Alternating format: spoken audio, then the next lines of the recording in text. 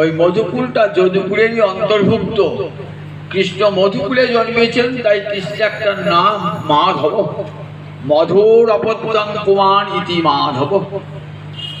আর একটা অর্থ কি হয়, মা মানে লক্ষ্মী আর ধব মানে স্বামী। লক্ষ্মীর স্বামী তিনি নারায়ণ, তাই তার নাম মাধব। মা মানে লক্ষ্মী, ধব মানে স্বামী। তাহলে লক্ষ্মীর স্বামী বলে কৃষ্ণকে মাধব বলে সম্বোধন করছেন দেবতারা। তোমার ভক্তদের, যারা তোমার চরণের শরণাগত, তাদের কখনো পতন হয় না। মার্গাত ন প্রসন্তি, কখনো পতন হয় না। কেন পতন হয় না? দেখেছেন তো বিড়ালের বাচ্চা আর হনুমানের বাচ্চা, দেখেছেন তো?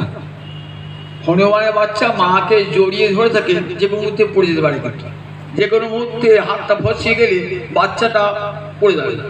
কিন্তু বিড়ালের বাচ্চা দেখবেন, বিড়ালি মা দাঁতে করে ধরে নিয়ে যাচ্ছে, পড়বার কোনো সম্ভাবনাই নাই। মা তাকে এমন করে দাঁতে ধরেছে না, কিছুতেই বাচ্চাটা পড়বে না। সেই জন্য ঠাকুর রামকৃষ্ণ বলতেন, দেখ হনুমানের বাচ্চা হবি না, বিড়ালের বাচ্চা হবি, ভক্ত বিড়ালের বাচ্চা। ভগবান তাকে রক্ষা করবেন, এইটা সুদৃঢ় বিশ্বাস। বিড়ালি যখন হাঁ করে আসে না, তখন ইঁদুর ভয় পায়, কিন্তু বাচ্চাটি ভয় পায় না। কেন ভয় পায় না? জানে মা আমাকে একটা নিরাপদ আশ্রয়ে নিয়ে গিয়ে রেখে দেবে। শীতকালে কাঁপছে, কোথায় নিয়ে গেলেন? ঠিক উনানের পাশে গিয়ে বাচ্চাটিকে বসিয়ে দিলেন। আমার গ্রীষ্মকাল হয়েছে, তখন কি বাচ্চাটিকে হয়তো গরম জায়গা আছে, সেখান থেকে ঠান্ডা গাছের তলায় বসিয়ে দিই। দেখুন কেমন করে বিড়াল বিড়ালি তার বাচ্চাকে মানুষ করে। বলে বিড়ালে বাচ্চা হবে, সব সময় সতত রক্ষা করবেন। তাই বলছেন তোমার ভক্ত কেমন না, তোমার ভক্ত তৈ বদ্ধ সৌহৃদা, সৌহার্দ্যের বন্ধনে আবদ্ধ।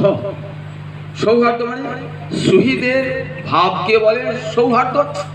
সুহৃদ মানে বন্ধু, এক কথা। বন্ধু মানেও যা, সুহৃদ মানেও তাই, মিত্র মানেও তাই, সখা মানেও তাই।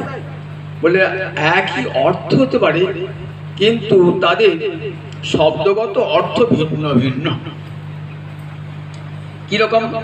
অত্যাগ সহন বন্ধু, যার ত্যাগ এক মুহূর্ত সহ্য করা যায় না,